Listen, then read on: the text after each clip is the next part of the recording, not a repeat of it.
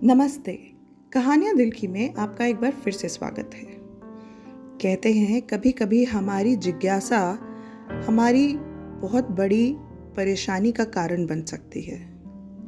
कुछ ऐसा ही हुआ हमारी आज की कहानी में। तो चलिए शुरू करते हैं आज की कहानी, चौथा कमरा। हिमाचल की पहाड़ियों में कसौली के पास एक छोटा सा गांव है। वहाँ कोहरे में छुपा एक पुराना ब्रिटिश काल का गेस्ट हाउस खड़ा है, हिल शेड कॉटेज। गांव वाले उस जगह के पास भी नहीं जाते। गेस्ट हाउस का देख रेख करने वाला एक बुजुर्ग था, लांबा। वो हमेशा सिर्फ 3 कमरे किराए पर देता था। चौथा कमरा हमेशा बंद रहता था। जो भी पर्यटक आता पूछता, इस कमरे में क्या हुआ? तो वो बस एक ही जवाब देता, पाइप और प्लम्बिंग की दिक्कत है। लेकिन गांव वाले जानते थे असल वजह कुछ और थी। वो वजह जिसके बारे में कोई जोर से बात नहीं करता था। एक ठंडी नवंबर की शाम करण मल्होत्रा नाम का एक युवक वहां आया। एक अकेला यात्री था वो, फोटोग्राफर। कोहरे और लोक कथाओं पर डॉक्यूमेंट्री बना रहा था। लांबा ने उसे कमरा नंबर 3 दिया। करण ने बगल में जंग लगे ताले वाले कमरे को देखा, कमरा नंबर 4, और पूछा, क्या ये मरम्मत के लिए बंद है? लांबा कुछ पल चुप रहे, फिर धीरे से बोले, वो कमरा मेहमानों के लिए नहीं है। उस रात करण को नींद नहीं आई। ठंड इसकी वजह नहीं थी, बल्कि एक दस्तक थी, या लगातार आती दस्तकें, धीमी, बार बार, और कमरा नंबर 4 के अंदर से आती हुई। उसने खुद से बोला, पुरानी पाइपें होंगी या हवा। लेकिन फिर एक फुसफुसाहट सुनाई दी, दीवार के उस पार से। वो गया नहीं, बस जवाब देना बंद कर दिया है। करण के पूरे शरीर में सिरहन सी दौड़ गई। उसने बिस्तर से उठ के अपना कान दीवार के पास लगाया, पर कुछ भी आवाज नहीं थी। फिर अचानक से एक जोरदार धप की आवाज आई, जैसे कोई दीवार से टकराया हो।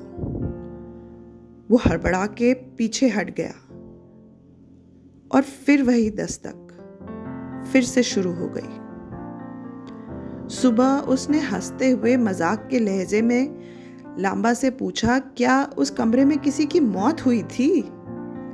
लांबा ने थका हुआ सा चेहरा बनाया और फिर कहा, कुछ दरवाजे ऐसे होते हैं जो एक बार खुल जाएं तो फिर आसानी से बंद नहीं होते। उनके चेहरे का भाव देख के करण हल्का सा मुस्कुरा दिया, लेकिन कोई सवाल नहीं किया उसके आगे उसने।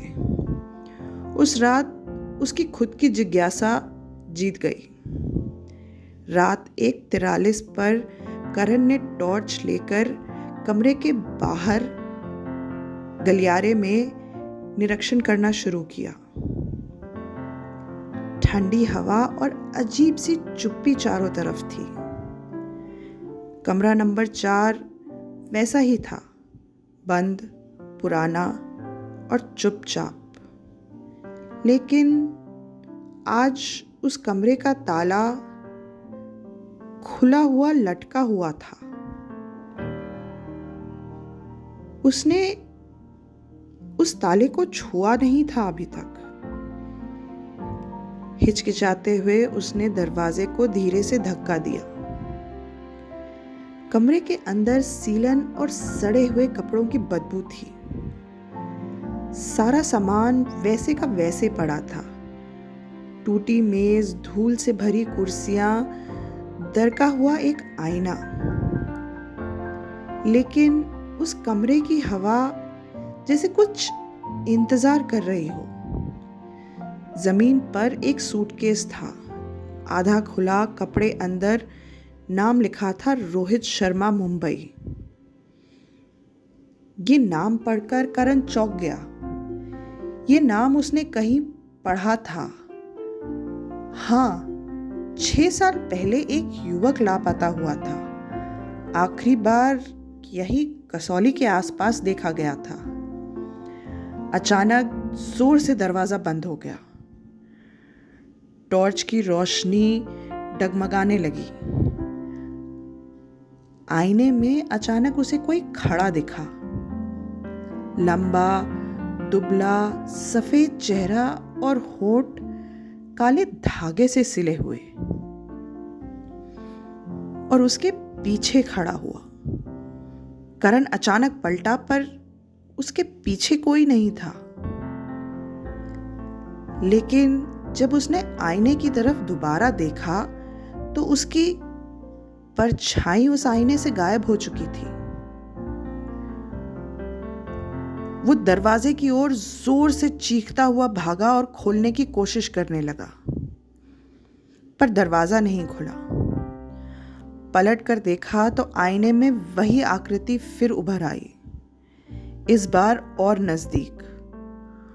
होठ सिले होने के बावजूद वो लड़का कुछ बोल रहा था। कोई आवाज नहीं आ रही थी, लेकिन उसके दिमाग में एक आवाज गूंज रही थी। वो भी दरवाजा खोल बैठा। अब तुम भी सुनोगे।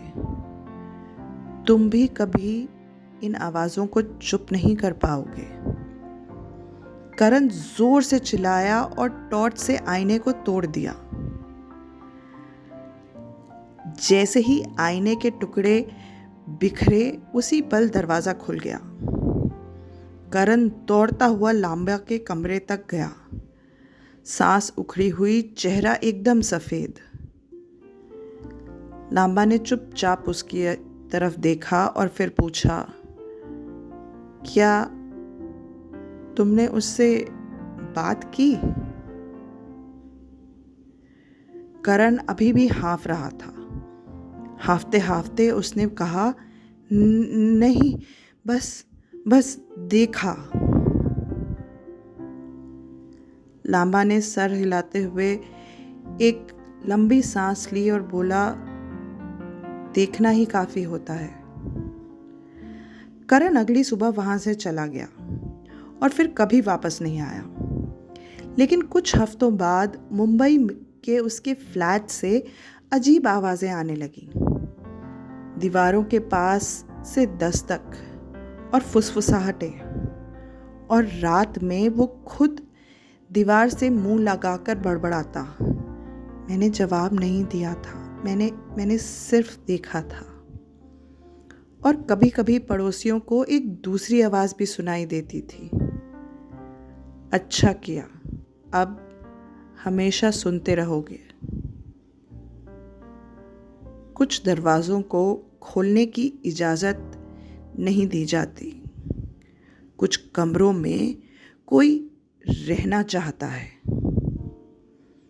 क्योंकि जो एक बार अंदर गया वो कभी पूरा वापस नहीं आया। आशा है आपको हमारी आज की कहानी पसंद आई होगी। कमेंट्स में ज़रूर बताइएगा ये आपको कैसी लगी। धन्यवाद।